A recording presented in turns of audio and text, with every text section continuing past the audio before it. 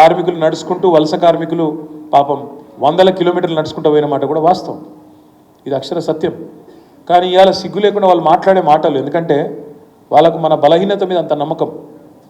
ఒకడు అంటాడు BJP leader, ఎందుకు వేయాలనే మోడీకి ఓటు అంటే, నువ్వు బతికున్నావు మోడీ చేయబట్టే కాబట్టి నీకు ఓటే అన్నాడు.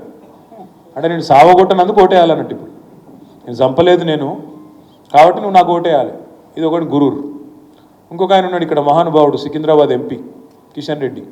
ఆయన అంటాడు మోడీ గారే కనుక్కున్నాడట వ్యాక్సిన్, మోడీయే కనుక్కున్నాడు వ్యాక్సిన్. నేను ఉత్తగా చెప్తున్నాను, మజాక్ చేస్తలేను.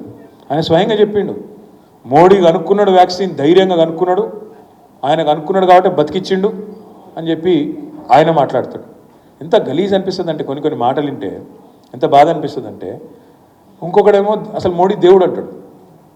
ఏమిటికిరా దేవుడు అంటే అది చెప్పడు. దేవుడు ఎందుకు?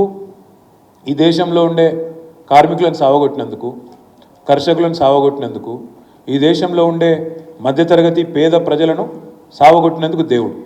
సావగొట్టిండు నేను ఏదో యథాలాపం గంటలేను, నోటి మాట గంటలేను. ఒక్కసారి యాద్ చేసుకోండి. 2014లో నరేంద్ర మోడీ గారు భారతదేశానికి ప్రధానమంత్రి అయినప్పుడు ఆ రోజు మన దేశంలో ఏంటంటే మీకు తెలుసు, పెట్రోల్ డీజిల్ మన కాడ దొరకదు, బయటికి వెళ్ళి తెచ్చుకోవాలి. బయటికి వెళ్ళి ఏం తెచ్చుకుంటాం? పెట్రోల్ డీజిల్ యథాతథంగా తెచ్చుకోం, ముడి చమురు తెచ్చుకుంటాం, క్రూడ్ ఆయిల్ తెచ్చుకుంటాం. క్రూడ్ ఆయిల్ బ్యారెల్ చొప్పున అమ్ముతారు. మనం గల్ఫ్ దేశాలకు వెళ్ళి తెచ్చుకుంటాం, దక్షిణ అమెరికాకి వెళ్ళి తెచ్చుకుంటాం, ఇంకొకడికి వెళ్ళి తెచ్చుకుంటాం. మోడీ ప్రధానమంత్రి అయినాడు 2014లో ఈ ముడి చమురు అంటే క్రూడ్ ఆయిల్ బ్యారెల్ ధర $100. ఏది 10 ఏళ్ళ కిందట. ఇవాళ బ్యారెల్ ధర $84, $16 తగ్గింది. మీరు చెప్పుర్రి నాకు, ఎళ్ళకేళ్ళైతే పెట్రోల్ డీజిల్ వస్తుందో దాని ధర తగ్గితే, ముడి చమురు ధర తగ్గితే పెట్రోల్ డీజిల్ ధరలు తగ్గాలన్నా పెరగాలన్నా? మరి తగ్గినాయా పెరిగినాయా? ఎందుకు పెరిగినాయి? మరి దేవుడు కాబట్టి. ఎందుకు పెరిగినాయి అంటే, ఎందుకు పెరిగినాయి అది కూడా చెప్తాను. రాష్ట్రాలేమో పన్ను పెంచలే. మన రాష్ట్రం ఉంది ఫర్ ఎగ్జాంపుల్, నేను వేరే రాష్ట్రాల గురించి చెప్పగాని, మన రాష్ట్రంలో మనం పన్ను పెంచలే, పెట్రోల్ డీజిల్ మీద పన్ను పెంచలే. ఎంత ఉండేనో అంతే ఉండదు. మనం తెలంగాణ వచ్చినాడు ఎంత ఉండేనో గాడికే ఉన్నది. కానీ మరి పెరిగింది. ₹60 డీజిల్ 105 అయింది, ₹70 పెట్రోల్ 110 అయింది. ఎట్లా అయింది మరి?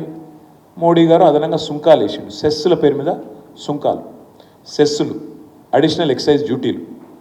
ఇలా గమ్మత్ ఏంటంటే, డైరెక్ట్ ట్యాక్సులు వేస్తేనేమో రాష్ట్రాలకు వాటా ఇవ్వాలి, కాబట్టి ఇవ్వద్దు, మొత్తం నా దగ్గరనే పెట్టుకోవాలని చెప్పి ప్రత్యేక సెస్సులు వేసిండు. సెస్సులు వేసి ఏం చేసిండు? సెస్సుల వల్ల ఈ 10 ఏళ్లలో మోడీ ప్రభుత్వం వసూలు చేసింది, మన తోలు వలిచి వసూలు చేసింది, ఈ దేశంలోని 140 కోట్ల సామాన్య ప్రజలు మన దగ్గరికి వెళ్ళి వసూలు చేసింది ఎంత అంటే 10 ఏళ్లలో 30 లక్షల కోట్లు.